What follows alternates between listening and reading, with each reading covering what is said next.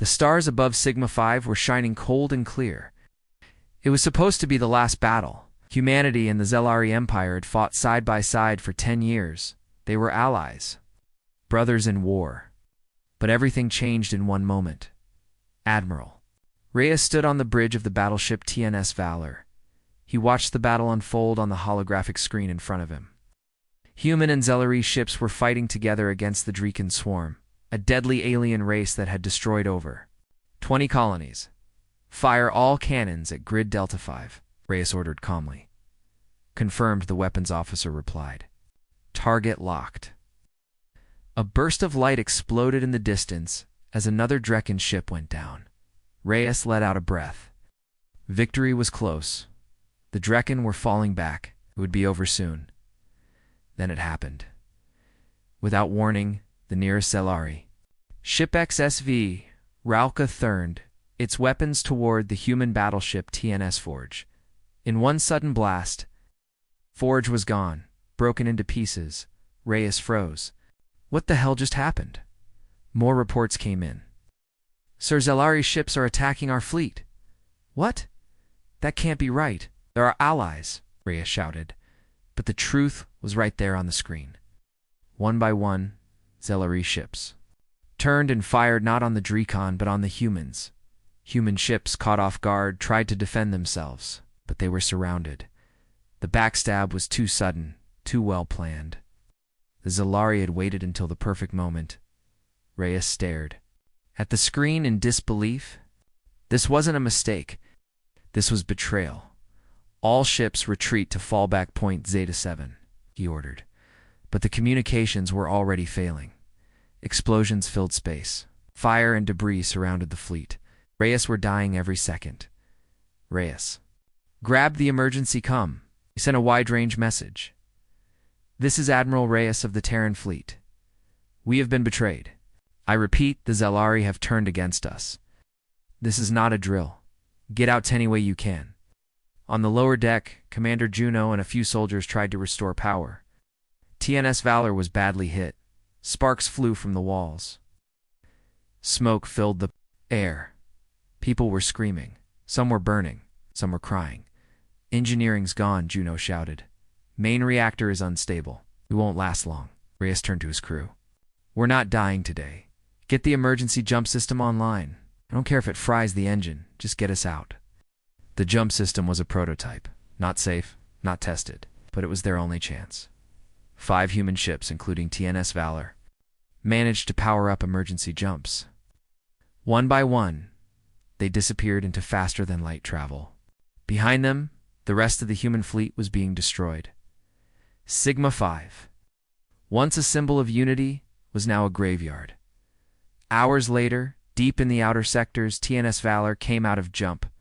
The ship was in bad shape, a hull torn, systems barely working. But they were alive. The crew sat in silence. No one spoke. No one cried. Their hearts were heavy, their minds numb. Reyes stood slowly. His voice was cold, quiet, full of rage. "They didn't just betray us," he said. "They used us. For 10 years, they fought beside us. They learned our tactics, studied our weapons. Then, when we were weak, they stabbed us in the back." Juno stepped forward. "Why would they do that?" Reyes looked at the stars outside the broken glass. "Because they never wanted peace," he said. "They wanted victory, and we were just a tool." A broken comm pinged softly. A message had been recorded during the battle. It was from Captain Holt of the destroyed ship TNS Titan. "Admiral, if you get this, ... don't trust anyone. We're set up. Zelari ships jammed our escape paths. This was no accident. They planned it all. Sigma 5 was a trap." The message ended with static. Reyes turned to his crew. "We're not going back to Earth. Not yet. We'll disappear. We'll rebuild. We'll find others who survived. And one day, we'll return." Juno asked. "Return for what, sir?" Reyes's eyes were sharp, full of fire. "For vengeance." 3 months later, a dark figure walked through a hidden Terran base deep under the surface of a dead moon. Scientists, soldiers, engineers, all were busy, rebuilding, creating. The figure entered. A black chamber. Inside was a massive, unfinished warship. It was not like the others. It was darker, sharper, and filled with weapons. No treaty allowed. A small plaque on the side of the ship read, TNS. Vengeance. Humanity had been betrayed. But they were not broken. They were becoming something else, something more dangerous. Something the galaxy would soon fear. 3 years had passed since the betrayal at Sigma 5. The galaxy had moved on. The Zelari Empire told the Council of Species that it was a tragic mistake during a chaotic battle. They blamed the Dreekin for a signal interference. No proof of betrayal was ever shown. The Terran Union was gone. Earth was quiet. Most believed humanity had been wiped out. A few colonies still survived, but they were scattered, leaderless, and weak. And then, the ghost returned. In the cold, dark space near the Helix Rift, a deep space cargo vessel picked up a strange signal. It was old Terran code, but changed somehow. Broken, twisted.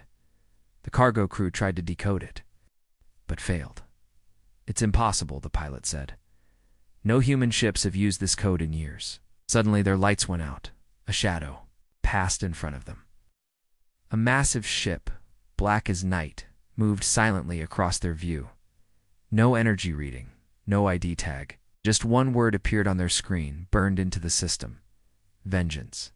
The cargo ship drifted helplessly as the shadow vanished into the stars. On a distant planet called Velthrin, Zelari military station picked up the same signal 2 days later. But this time, the signal wasn't just a warning, it was a challenge.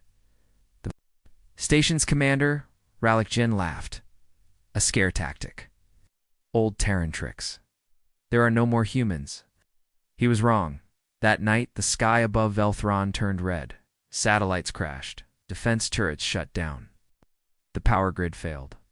The ground shook as something heavy entered the atmosphere without warning. TNS. Vengeance landed in silence. No one knew how it bypassed the planetary shields. No one could stop it.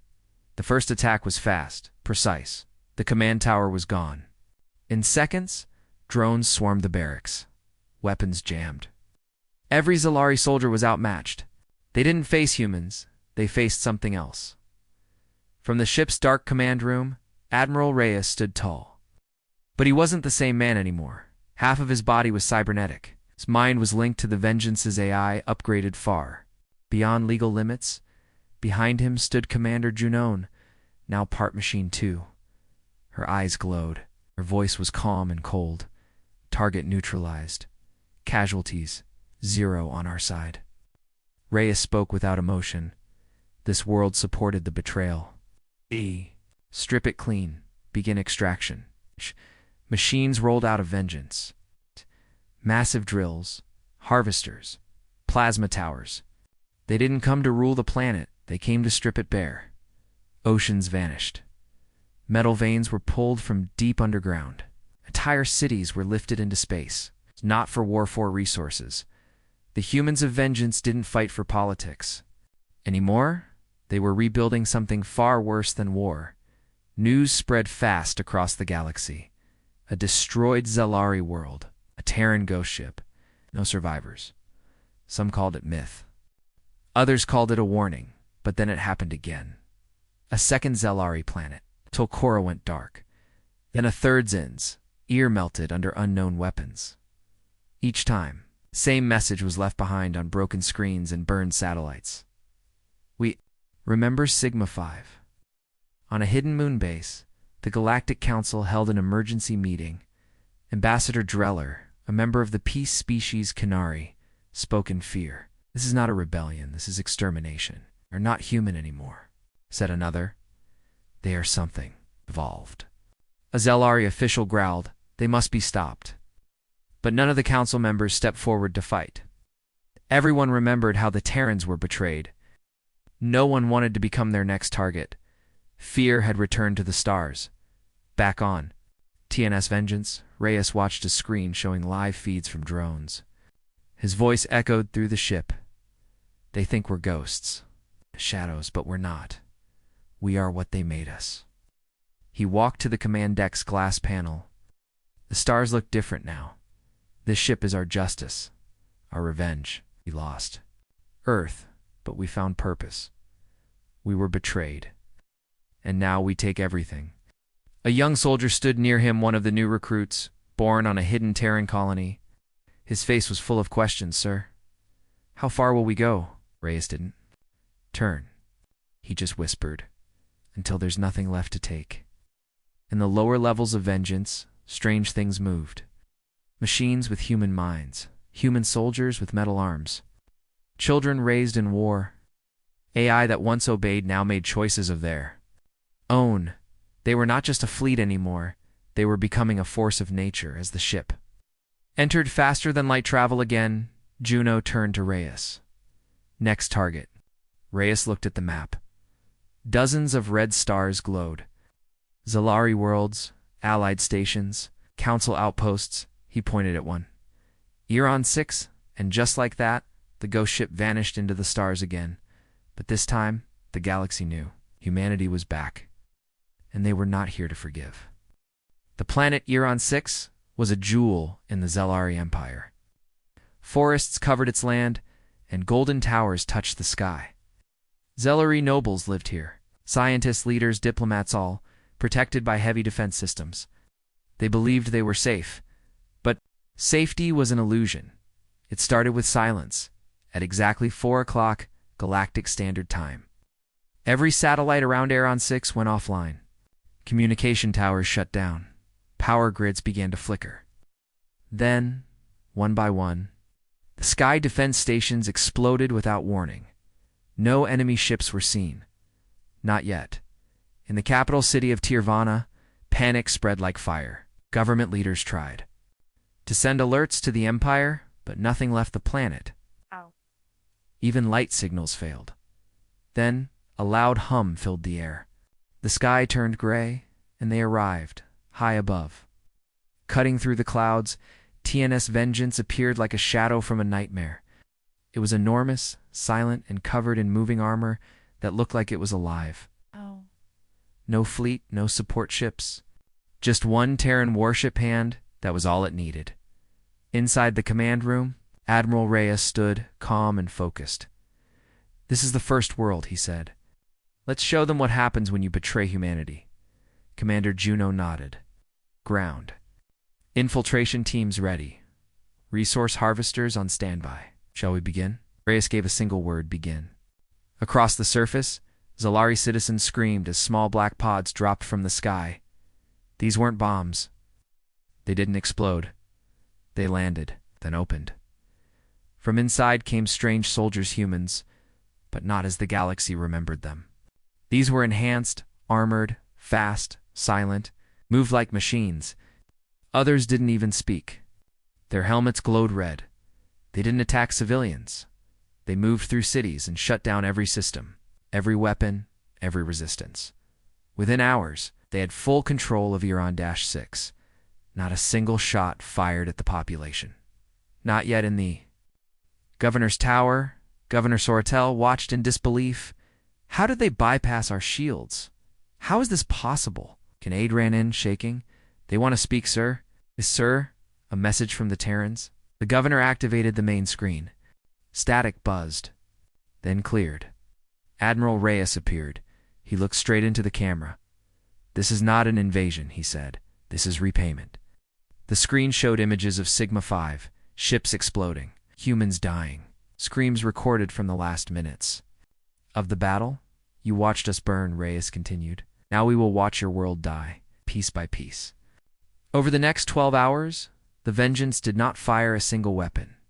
Instead, it deployed the Extractor's giant machines that attached to Iron 6's core systems. Oceans were drained into space. Forests were torn out and pulled into cargo bays. The golden towers of Tirvana were lifted whole, loaded, gone. They weren't here to rule. They were here to strip the planet bare. One Zalari scientist tried to beg for mercy. She sent a transmission using an old Terran language. "This world had nothing to do with Sigma 5. We are peaceful people. Please stop." She got a reply. From an AI voice deep within the Vengeance. There are no peaceful bystanders in betrayal. By sunset, Aaron 6 was no longer green and gold. It was gray, hollow. The air was thin. Water was gone. Mountains were flat. Buildings missing. The planet wasn't destroyed, it was emptied. And as the Vengeance rose again into the stars, it left behind a single tower. Burned into the side were 5 words. We remember Sigma 5. Always news of Iran 6 spread like a virus. Hundreds of systems picked up the images of the black ship, the machines, the complete removal of a once beautiful world. The Zelari Senate held an emergency meeting. Panic echoed in every voice. They didn't just attack us, one senator said. They erased one of our core worlds and left it floating like a corpse. What do they want? Another asked. No one had answers, because the Vengeance didn't ask for anything. It never sent demands. It didn't take prisoners. It just moved from one world to the next, in a dark war room. On a hidden Terran moon, other survivors watched the footage. Young fighters, engineers, orphans of Sigma 5. All raised under Admiral Reyes's New Order commander Juno stood before them. You've seen what happens when we strike. Iran 6 is only the beginning. The galaxy thought we were finished, that we died with Earth. They were wrong. She looked at a boy no older than 16. A plasma rifle was in his hand. His parents had died during the betrayal. He had only one dream left. Are you ready to take back what was stolen? The boy nodded, double quotes, yes, for Earth, for Sigma 5. Back on the Vengeance, Reyes marked the map again, while stars glowed reddish. One a target. He pressed one more world, Tal-Cora, another Zelari colony. Another lie. Next jump in 2 hours, Juno said. Reyes gave the order. Let's make them remember. The galaxy thought humanity had fallen. Now, every star system was watching. Iran 6 was only the first, and the storm was just beginning. The Zelari, or Council, was in chaos. After the destruction of Iran 6, every noble, general, and official screamed. At once, some wanted to surrender. Others demanded revenge. A few still called the Terrans extinct, but then came the message. A secure data crystal was found floating in the ruins of an old Zelari Outpost 1 that had been attacked just a day before. It was half-burned, cracked, and buried under rubble. But when it was decrypted, the entire council went silent. It was from Commander Verekta, a high-ranking Zelari, who had disappeared after Sigma 5. He was believed dead, but he had survived. And he had a story. The council room lights dimmed. The hologram of Verekta flickered to life. His face was pale. His armor was broken. Blood stained one side of his jaw. One of his 4 arms was missing. He spoke slowly, calmly. If you are hearing this, then the humans have begun, and you will not be able to stop them. Gasps filled the room. Let me tell you what I did, he said, and why we are now doomed. Vorek's message went back in time to the final hours before the betrayal at Sigma 5. The Drekan were almost finished. He said victory was close, but the Emperor, he wanted more. Vorek revealed the truth. The Zelari High Council had made a secret deal with the Drekan. If they helped destroy the human fleet, the Drekan would retreat quietly and the Zelari would take full control of the new sectors. They didn't plan a victory. They planned a massacre. Vorek had objected. But he was only a commander. He followed orders. And when the betrayal began, he saw with his own eyes how human ships were surrounded and slaughtered. How cries for help were ignored. How honor was destroyed in one cold command. We called it necessary strategy, Vorek whispered. But what we did was murder. The hologram glitched. Vorek leaned closer to the recorder. His voice shook now.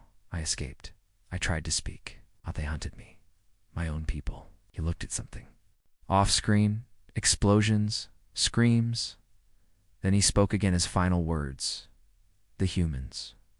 They are not just fighting back. They are becoming something else. Something we can't predict. I've seen it. They've seen their ship, their weapons, their minds. He paused. They don't just want war. They want justice. They will.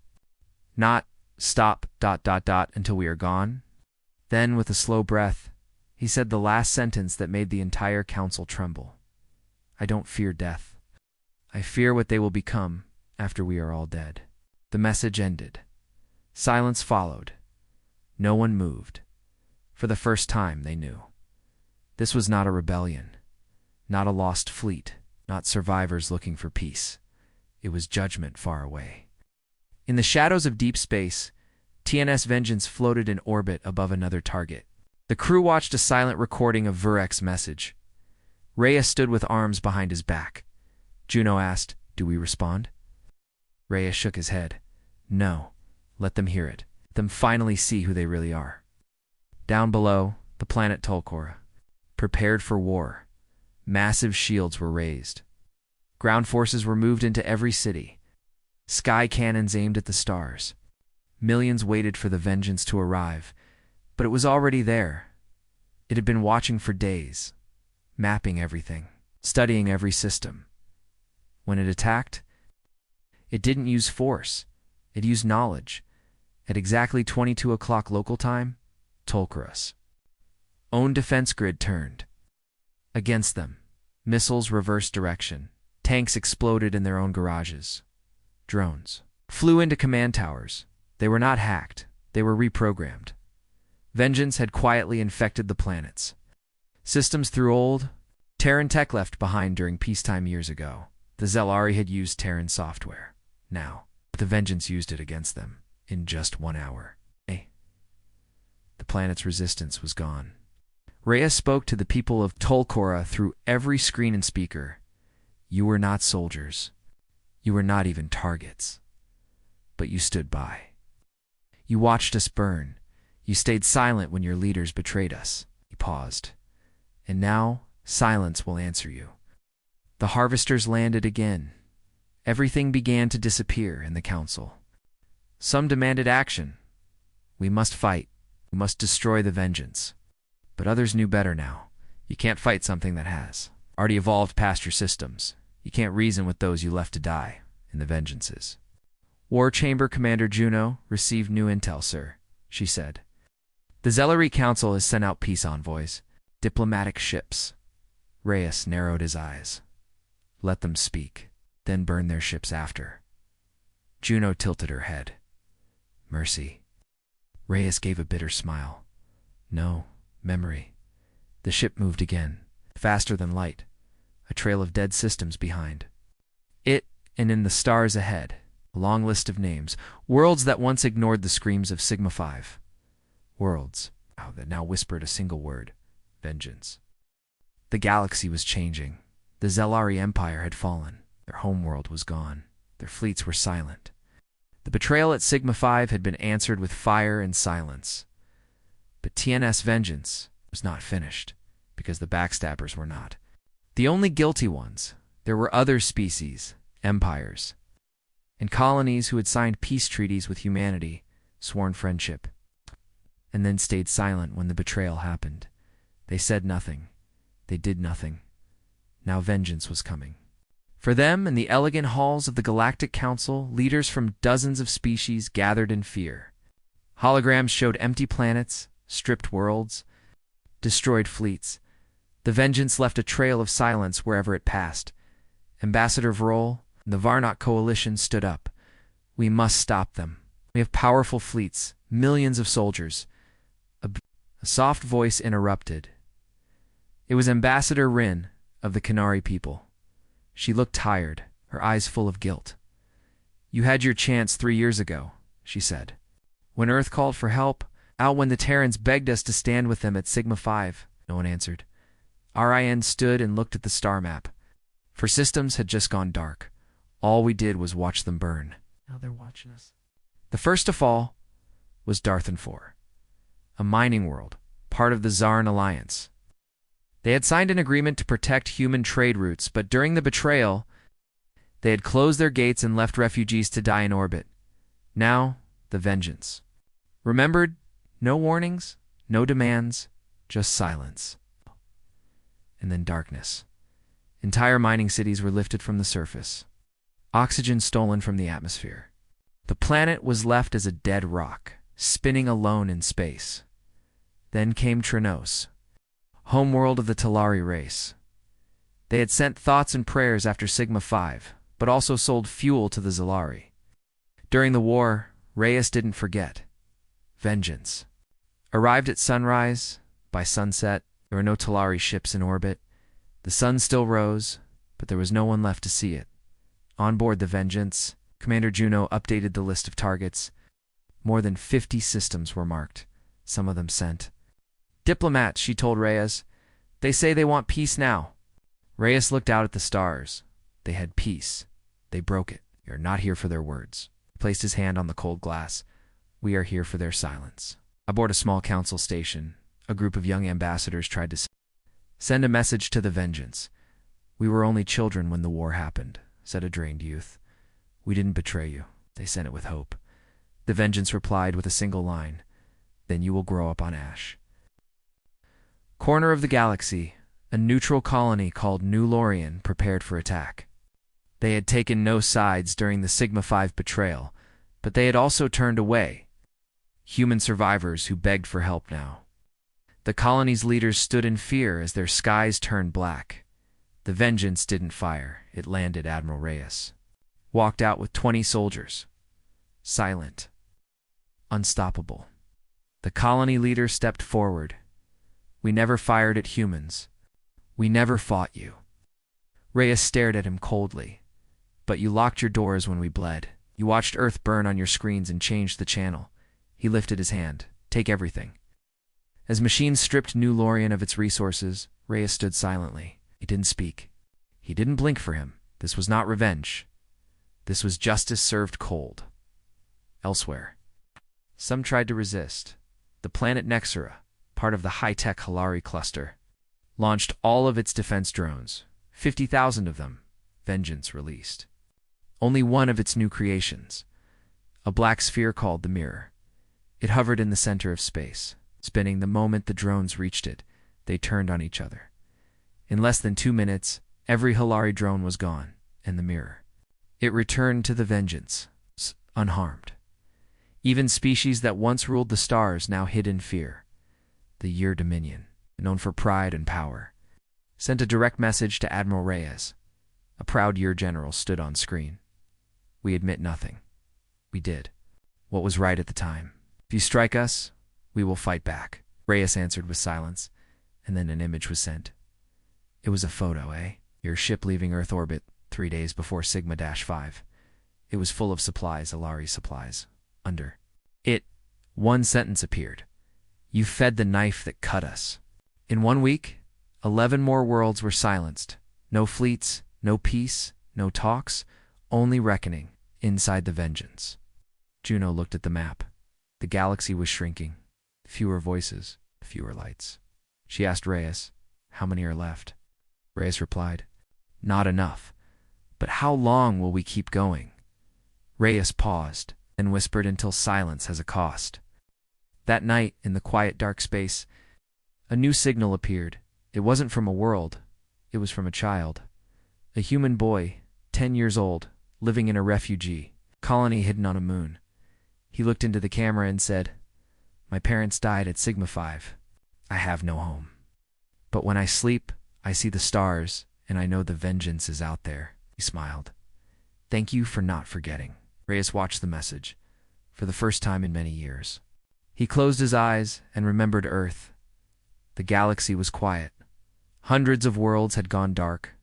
Old empires had fallen. Treaties were broken, and alliances had turned to ash. Everywhere people whispered the same word, Vengeance. It wasn't just a ship anymore, it was a warning. A storm, shadow that passed, leaving behind silence and hollow cities. But now, the galaxy waited. Would it stop? Or was this only the beginning? On board TNS Vengeance, Admiral Reyes stood in front of a black screen. It showed the names of every world that had betrayed Earth, and every world that had stayed silent, all crossed out, except one, Varel 1, the capital of the Galactic Council. It had not attacked humanity, but it had refused to help. Now it was the final name. Commander Juno walked onto the bridge. Everything is ready. The fleet is in position. Reyes didn't answer. He stared at the star map. Juno stepped closer. Do we end it here? Reyes closed his eyes. For the first time, his voice was tired. End what, Juno? The war? The pain? Or the memory? She stayed silent. He looked at her. They didn't kill Earth. They killed what Earth believed in. And what do we believe in now? She asked softly. Reyes looked at the stars. Then he whispered, Justice. Council leaders on Varel 1 watched the skies. Thousands of ships circled the planet. Not just vengeance now. It had a fleet of human survivors, machine allies, and colonies reborn in war. But none attacked. Instead, one signal came through. A simple message. Choose, now. Inside the council chamber, panic erupted. They want us to surrender? No. They want to erase us. We must defend our honor. But Ambassador Rin of the Canary stood up. No, she said quietly. They don't want war anymore. They want truth. A small shuttle left VIR L-1. It carried no weapons, only 3 ambassadors, and 1 child, a human girl. Orphaned during the fall of Earth. Now a symbol, a voice. The shuttle docked with vengeance. Ambassadors stepped into the heart of the ship. All around them, silence. Light. No guards, no threats. Just faces. Human faces. Some metal, some scarred. They were the children of Sigma-5. Admiral Reyes met them in the main hall. He looked older now. Not from age, from burden. One ambassador spoke quickly. He wished to speak of peace. Reyes nodded. Then speak. The ambassador hesitated. We failed you. We see that now. But you've made your point. The galaxy is afraid. Ace Stepped forward, his voice calm. I don't want the galaxy afraid. I want it to remember. Pointed to the child beside the ambassadors. You let her world die. You watched her future burn. You all did. It's not with weapons, but with silence. He turned to his crew, then back to the council. This fleet was never about revenge. It was a message. He opened a screen, showed the footage of Earth's final moments of Sigma-5, of the betrayal. He let them watch. Some turned away, some cried, some just stared. Then he spoke again. Now we decide what happens next. He held up a small device. With one command, I can erase Varel 1, the council. The past. He paused. Or we give the galaxy a second chance. Juno stepped beside him. A future not built on lies, on fear, but on truth. One of the ambassadors asked, voice shaking, What do you want from us? Reyes looked at the child. She stepped forward and spoke in soft, broken words. We want to go home. We want peace, but not fake peace, real peace, where people don't forget. Silence filled the room. Then Reyes dropped the device. It shattered on the floor. No. More death, he said. We've done enough. Across the galaxy, screens lit up. The Vengeance broadcast one final message to every world, every race, every survivor. You failed us. We survived. We struck back. And now we offer peace. But peace with memory will teach the truth of Sigma-5. You will honor the dead. You will not forget again, or we will return. And then the vengeance disappeared. No, one saw where it went. No trace, no signal. Only the empty silence of space. Years passed. Children on many worlds learned the story of Earth, of Sigma-5, of betrayal and fire. Statues were built. Schools taught. The truth. The galaxy became more careful, more honest, because they knew if they ever forgot again, the vengeance would return, far away on a quiet world untouched by war. A garden grew under 2 suns. A man sat beside a tree, watching the wind. His metal arm rested on his knee. His eyes were tired but calm. A small child ran up to him, Admiral. Reyes. He looked down and smiled gently. No, just Reyes now. The child sat beside him. Were you the one who made them stop? He didn't answer. She looked up. Will it happen again? Reyes stared at the stars. Only if they forget. The heart of the Zelari Empire was protected by a ring of 10 powerful worlds. For thousands of years, no enemy had ever reached them. The sky around them was full of defense fleets, space stations, and ancient weapons made to crush any invader, but none of it was enough, because TNS Vengeance wasn't just a ship, now it was a storm with purpose. The attack began with Orvac Prime, the oldest of the core worlds. It held ancient libraries, leaders' homes, and vaults, filled with history. Zellery thought history would protect them. It didn't. All ships in orbit exploded at once. No missile was seen. No enemy fleet arrived. Just silence. Then the lights on the planet blinked and never came back. Admiral Reyes stood on the dark command deck of Vengeance. Screens floated around him, showing different cities. All of them. Frozen, all defenses down. They've locked themselves in their castle, Juno said. Reyes stared at the map. Then let's burn the castle. On the ground, Zellery soldiers panicked. They couldn't contact their leaders. They couldn't access weapons. Entire cities stopped working. Even doors wouldn't open because the Vengeance had done something new. It rewrote the entire planet's software in 1 hour. Orvac Primes. Mighty defenses became a prison. Then the harvesters landed. People ran through the streets, trying to escape. But escape was not possible. Vengeance didn't drop bombs. It didn't fire lasers. It removed things. Forests vanished. Buildings floated into the sky. Rivers twisted into space. And people who resisted were wrapped in energy nets and disappeared. No screams. No war cries. Only silence and soft humming from the machines. Far above, Reyes watched it all. He wasn't smiling. He wasn't angry. He looked hollow. Next world, he said. RHL Theros was a fortress planet. Thousands of Zellari warships waited in orbit. Their best generals were ready. But they never saw the enemy. Because the enemy didn't come from outside, it came from within. Every third ship in the fleet suddenly turned on the others. Hidden codes, long ago planted by Vengeance, activated. A third of the fleet betrayed the rest without knowing. They were remote-controlled puppets, and in 5 minutes, the entire Zellari fleet destroyed itself. Council broadcast channels screamed, requesting, "Reinforcements, we are under attack, we need backup." But no one came, because every system in the core was infected. No one could send help. No. One could even see the Vengeance. It moved like a shadow unseen, silent, unstoppable. The Zellari Emperor, in his golden throne room, watched in horror. "Where are our ships? Where are our people?" he shouted. An aide answered, shaking, We don't know. They're just disappearing." The Emperor slammed his fist. "They're just one ship." "No, Your Highness," the aide whispered. "They're not just a ship anymore." Meanwhile, across the galaxy, other species watched in silence. The Council of Species, once powerful, now argued in fear. They warned us. They begged for justice, and we turned away. Some races wanted to speak to the Vengeance. Others wanted to hide. But deep down, they all knew.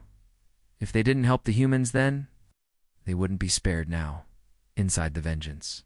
Commander Juno walked through the ship's engine bay.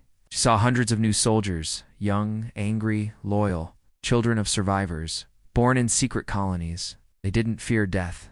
They didn't fear death. They feared silence. They feared forgetting Juno.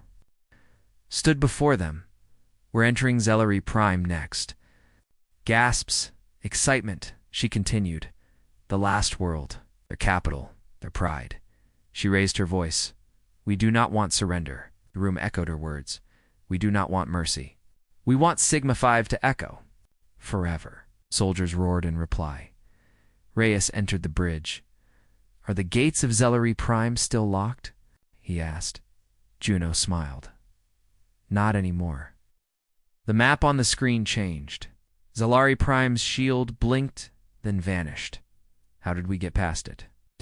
Reyes asked. Juno answered simply. "Their children opened it for us." On Zellari Prime, young citizens had watched the attacks on other worlds. Many had family who fought at Sigma 5.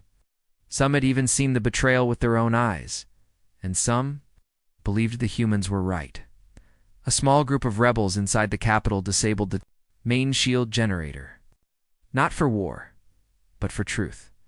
They broadcasted one message: we were lied to. Let the vengeance speak. The vengeance did not land right away. It waited. Reyes stood alone in his chamber. The ship moved forward. The invasion of the core was not a war. It was a reckoning. And by the time the sun set on Zalari Prime, the Empire would no longer exist. Zalari Prime was burning. The once great capital of the Zalari Empire was now a broken city. Its golden towers had fallen.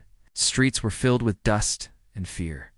TNS vengeance hovered above like a shadow of death, silent and massive, but deep under the surface beneath bunkers. Built long before the war, something ancient was waking up. Something forbidden. Something even the Zalari were afraid to use. Emperor, weak and shaking, stood before a sealed vault, guarded by two elders of the High Command. "This is our last chance," he said. One elder bowed. "The weapon is unstable. If we activate it, we may destroy everything, including ourselves." Emperor's eyes were filled with hate. "They destroyed Aaron 6. They shut down our fleets. They've turned our people against us. If we fall, then the galaxy will fall with us." He pressed his hand to the vault. The door opened. Inside stood a machine buried in rock and cables. It pulsed with a dull green light. The time cage, the time. Cage was built long ago, during the First Galactic War. It could freeze a planet in time, lock it in one endless moment. No death, no life, no movement. The Zalari had promised never to use it, until now. While the vengeance prepared to land, Commander Juno noticed something strange. "Sir," she said to Admiral Reyes. A spike in temporal energy just lit up below the planet's surface. Something old. Something dangerous. Reyes narrowed his eyes. "They're desperate." Juno nodded. "And desperate enemies make deadly choices." On the ground, the time cage roared to life. A shockwave of light erupted from under the crust. Of Zalari Prime, it wasn't fire. It wasn't heat.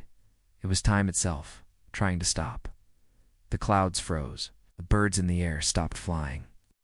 Waves in the oceans became still like glass. The shockwave raced toward the vengeance. And then, everything stopped, except the vengeance. Inside the ship, the crew still moved. Lights still blinked. Systems worked. Juno looked around, confused. "Why aren't we frozen?" Reyes gave a small, grim smile. "Because we learned from the past. Tapped the ship's AI core. When we rebuilt the vengeance, we included temporal shielding. We knew they might try something like this." Outside the ship, everything was frozen in time. Soldiers on the ground didn't move. Flames hung in the air like statues. Civilians stood still, faces frozen in fear. The world had become a painting. Reyes walked to the front deck window. They caged themselves. But then something strange happened. A signal broke through the frozen air. It wasn't from the chlorine. It was coming from below. An old voice echoed into the Vengeance's systems. "This is Arkankaw, former scientist of the Zellary Deep Core. If anyone hears this, I must warn you, the time cage is not just a shield. It's a trap." Juno listened carefully. "A trap for who?" The message continued. "This device was never meant to be used. It doesn't just freeze time. It feeds on time, on life. Memory, if it stays active. The planet will begin to die from the inside." Admiral Reyes turned to his engineers. "Prepare a strike. We're breaking the cage." Deep inside the Vengeance, new weapon hummed to life. The Chronospira, a beam designed to pierce time-based fields. It had never been tested before, but this was the moment. Reyes raised his hand. Fire beam of pure white energy shot down into the surface of Zalari Prime. It struck the core of the time cage. At first, nothing happened. Then dash cracks appeared in the frozen air. The sky shattered like glass. One by one, time returned. Birds flew again.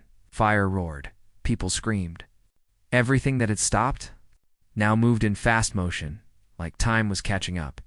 And then came the explosion. The time cage imploded, creating a deep crater in the planet's surface.